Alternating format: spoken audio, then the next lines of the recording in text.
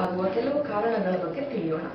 Firstly, implantation failure ಅಂದ್ರೆ ಗರ್ಭಚೀಲ absolutely normal ಇದ್ದಾಗ ಒಂದು ಒಳ್ಳೆ ಗ್ರೇಡ್ ಎ ಭ್ರೂಣಗಳನ್ನು ಹಾಕಿದರೂ ಅದು ಅಂಟಿಸಿಕೊಳ್ಳದಿದ್ದರೆ ಅದಕ್ಕೆ ಇಂಪ್ಲಾಂಟೇಶನ್ ಫೇಲ್ಯೂರ್ ಅಂತ ಹೇಳ್ತೀವಿ.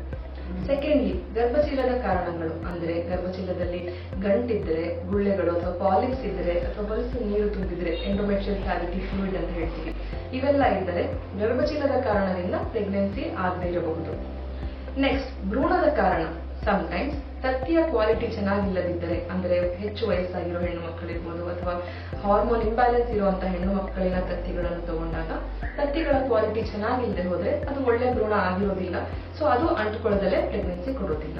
ವೀರ್ಯಾಣುವಿನ ಸಮಸ್ಯೆ ಇದ್ದರೂ, ಅವುಗಳಲ್ಲಿರುವ ಜೆನೆಟಿಕ್ ಮೆಟೀರಿಯಲ್ ಸರಿ ಇಲ್ಲದಿದ್ದರೂ ಅದು ಗ್ರೇಡ್ ಎ ಭ್ರೂಣ ಆಗದೆ ಪ್ರೆಗ್ನೆನ್ಸಿ ಆಗುವುದಿಲ್ಲ. ಅಥವಾ ಎಂಬ್ರಿಯೋ ಕ್ವಾಲಿಟಿ. ಸಮ್ಟೈಮ್ಸ್ IVF ನಲ್ಲಿ ಕೆಲವು embryos grade B, grade C quality ಇರುವ ಎಂಬ್ರಿಯೋಸ್ ಇರುತ್ತವೆ. ಅದರಲ್ಲಿ ಜೆನೆಟಿಕ್ ಅಬ್ನಾರ್ಮಾಲಿಟೀಸ್ ಇರಬಹುದು. ಕ್ರೋಮೋಸೋಮಲ್ ಅಬ್ನಾರ್ಮಾಲಿಟೀಸ್ ಇರುವಂತಹ ಭ್ರೂಣಗಳು ಸಹ ಇಂಪ್ಲಾಂಟೇಶನ್ ಫೇಲ್ಯೂರ್ ಅನ್ನು ಉಂಟು ಮಾಡುತ್ತವೆ. ಆದ್ದರಿಂದ ಈ ಎಲ್ಲಾ ಕಾರಣಗಳನ್ನು ಚೆಕ್ ಮಾಡಿಯೇ ನಾವು ಎಂಬ್ರಿಯೋ ಟ್ರಾನ್ಸ್ಫರ್, IVF ನಲ್ಲಿ ಎಂಬ್ರಿಯೋ ಟ್ರಾನ್ಸ್ಫರ್ ಅನ್ನು ಮಾಡುತ್ತೇವೆ. ಹೆಚ್ಚಿನ ಮಾಹಿತಿಗಾಗಿ ನಮ್ಮನ್ನು ಸಂಪರ್ಕಿಸಿ. ಧನ್ಯವಾದಗಳು.